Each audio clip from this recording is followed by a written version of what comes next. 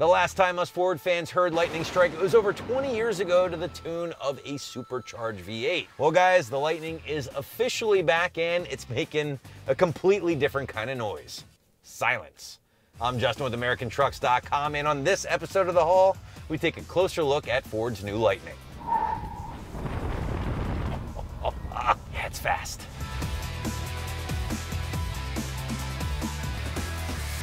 Now, it's no secret that the Ford F-150 has been the best-selling vehicle in America for the past 40 years. Now, combine that with this big EV push as of late that's kind of being forced in front of the consumer like a pouty toddler being told to eat their vegetables, and, well, voila, you have the first all-electric F-150. Now, this is actually the second Ford icon to go full electric. The other, the not quite a Mustang Mach-E, that's been very popular, and the writing is on the wall for even the Maverick and the Ranger to get all-electric variants very soon. But getting back to the reason you guys are all here with me today, and that is to discuss our brand new 2022 Atlas Blue Lariat that just arrived to be a part of the American Trucks fleet.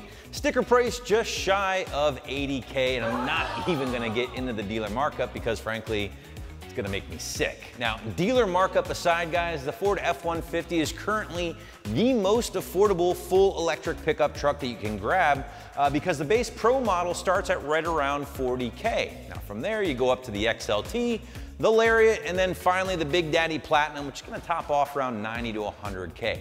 A lot of dough, no doubt, but still, when you consider the starting prices of the Rivian, the Hummer, and even the Cybertruck, the Ford F-150 is very appealing, especially given the nature of the rising cost of gas. Another thing this truck does that those other more expensive trucks I just mentioned do not is that it doesn't try too hard to be futuristic or cartoonish or stand out. It sticks to a familiar recipe, and I think that's what customers will appreciate the most. In fact, from the A-pillar back, it's essentially the same exact truck as the gas-powered sibling, save for a few badges here or there. But what do you say we start with the part that is completely new here to the Lightning, and that is that frunk. All right, guys, so the biggest difference visually between both the gas and electric powered truck can be found here in the front end, namely the grille area and the lighting. Now, unlike a traditional gas-powered truck, which needs plenty of airflow through a traditional radiator, obviously the Lightning doesn't have that going on, right? So in its place now is this kind of like smooth plastic thing, which I really dig.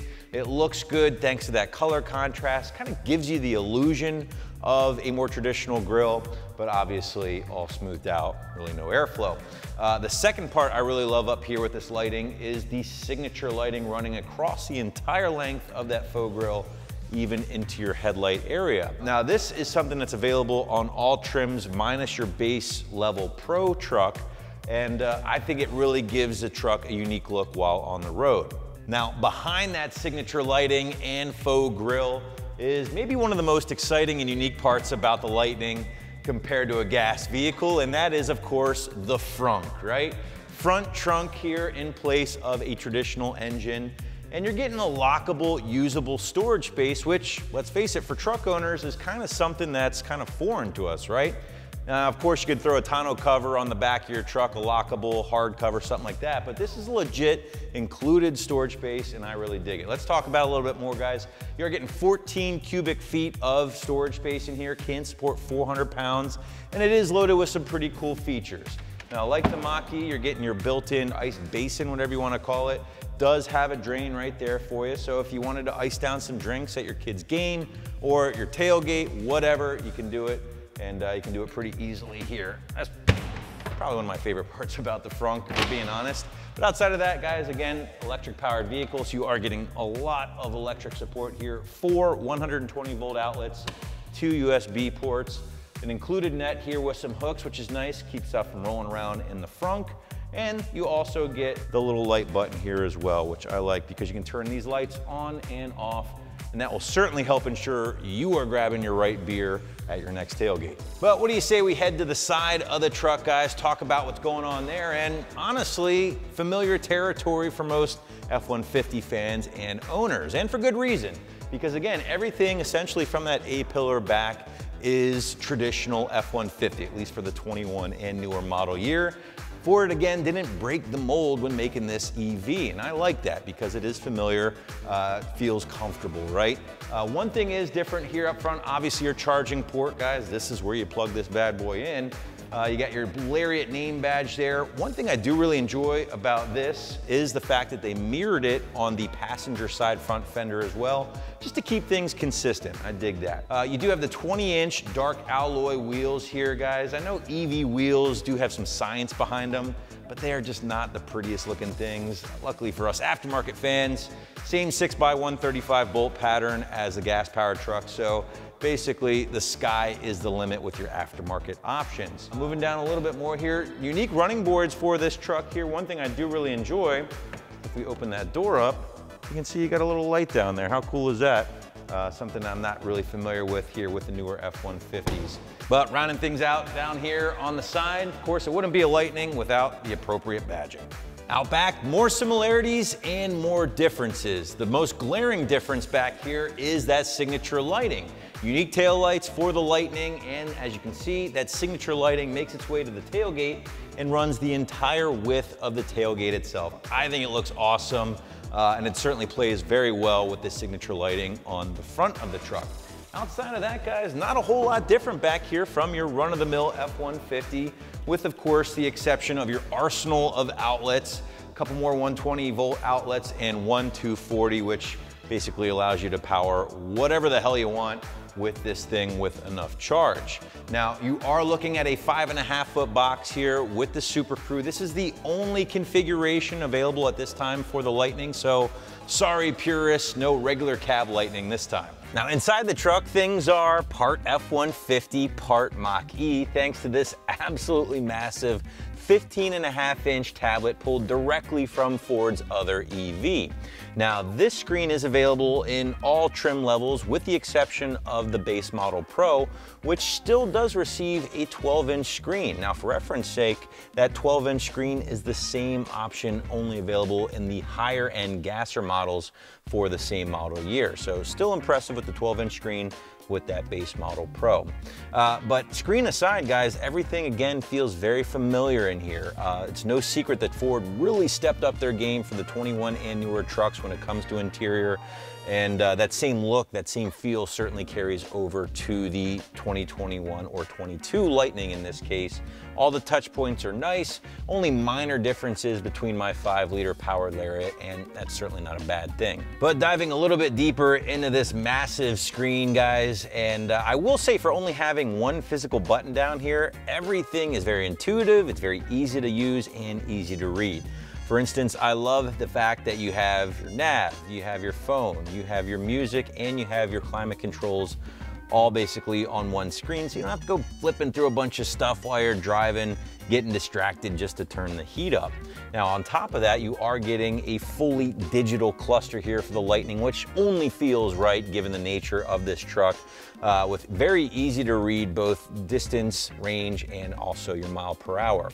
Now, that digital dash does change slightly depending on what drive mode you're in. For instance, it will alter the appearance between normal, sport, off-road, and tow haul modes. Now, other notable tech inside the Lightning includes Ford's Blue Cruise, which is their hands-free driving program that is available on most major roads, and I will say I've used it, it works very, very well. It's not that lane bouncing stuff.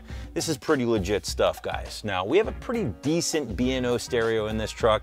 Granted, we don't have the full unleashed version. And then, of course, the onboard games, which my daughter absolutely loves. Now, for us grown-ups who like to tinker with toys and gadgets, we have the benefit of onboard scales and the tow technology package. Now, the onboard scale is awesome, right? It allows you to see and monitor up to 2,200 pounds of your payload capacity, depending on your truck, whereas ours starts to hit the warning light, if you will, at around 1,700 pounds. Now, the cool thing about this is that it adjusts automatically the range on your truck based on the weight you're either hauling or towing. So it'll even factor in the weight of your hitch and adjust your range accordingly. Now, our extended battery pack Lariat can tow up to 10,000 pounds, whereas a standard battery pack truck can get anywhere between 5,000 to 7,000 pounds of towing. Still far shy of the more capable gasser powered trucks, but still not too shabby just the same. However, expect your range to drop off dramatically.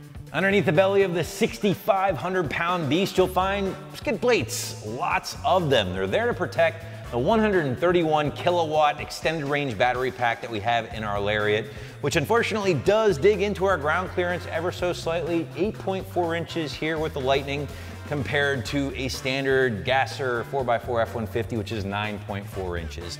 Now, this frame is 100% unique to the Lightning, guys, for reasons like the battery pack, but also your front and rear motors. And of course, maybe one of the most exciting parts about this truck, besides everything else, is the independent rear suspension. Now, outside of the Gen 3 Raptor, the Lightning is currently the only other F-150 in the fleet that is rocking IRS, and as a result, you can just look forward to much better road dynamics, handling, but most importantly, comfort while cruising down the highway in your brand new Lightning. Okay, here we go. First drive in the Lightning. Power on. Dude, it scoots. Broke the front tires a little loose there on that launch. All right, guys, so all-wheel drive launches are definitely exciting, with 580 horsepower and 775 pound-feet of torque. Instantaneous torque, by the way. It's awesome, even if it does lack the appropriate soundtrack. But giddy launches aside, one thing that you can really appreciate, at least that I appreciate with this truck, silence, right? Listen, I like a good barking V8 like the next guy, but the silence is something that you can really grow to enjoy, especially to and from work when you're just fried from a long day, or if you're hauling the family around on a long road trip, something that's certainly not going to drive you crazy hour after hour on the road. Now, guys, I have to say, this is my first time driving the Lightning. I drive a 21 every day. It's my daily. It's a solid axle, 5-liter truck. The difference in ride quality is immediately apparent, at least to me. Just right there, we went over a little joist in the road. That gets the back end a little happy in the solid axle trucks. And this thing, it just kind of soaks it up like a sedan. You can really feel that weight down low. I mean, just kind of punching it around this turn a little bit. I would say it doesn't feel as top heavy as a more traditional F-150, although you get that kind of false sense of security that this thing is actually a sports car, which it's not. You got to remember, you're still in a 6,500 pound truck here. But let's talk range. And again, extended range battery pack here, about 300 to 320 miles on a full charge. Standard battery packs, about 230-ish, give or take. So I would say that's good enough for most people day to day here. Now, obviously, what you have to consider is, do you tow or do you haul a lot? Because according to Ford, hooked up to anything of substance when it comes to actual real weight, you can expect to cut that range in half if you're towing anywhere near the advertised 10,000 pound weight limit. And on the topic of range, charging is still obviously a concern for a lot of prospective buyers out there, right? I get it. Listen, if you find a level 3 charger that's gonna give you about 15 to 80, 85% in 41 minutes. That's best case scenario. Now, your worst case scenario is literally taking the included mobile charger that Ford gives you here with all their EVs, plugging that into a 3-prong wall outlet at home, and that's literally going to take you days to achieve a full charge. Now, luckily for us, our Lariat does include Ford's Charge Station Pro, basically a $1,300 option for some of the lower trim trucks. That is a level 2 charger for your house, just requires use of a 240 volt outlet. Now, with that installed, that's basically going to give you that level 2 charger at home, will bring your battery pack from essentially 15% charged all the way to 100% in about 8 hours. A lot of numbers, no doubt, but numbers that you strongly have to consider if you want to entertain the option of a Lightning. Here's another number. I spent over $5,500 in gas last year filling up my 5-liter F-150 at home. And unless we have another global pandemic rolling down the road anytime soon, I can't imagine those gas prices dropping to pre-pandemic levels ever again. So that right there alone is enough maybe of a reason to consider an all-electric vehicle like the Lightning.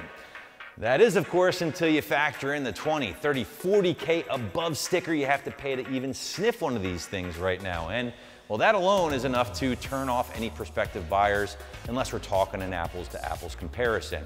Now, I do think there will come a time where this dealer markup will be a thing of the past, thanks largely to Ford going direct to consumer with their EV sales in the future, and that is awesome if it happens.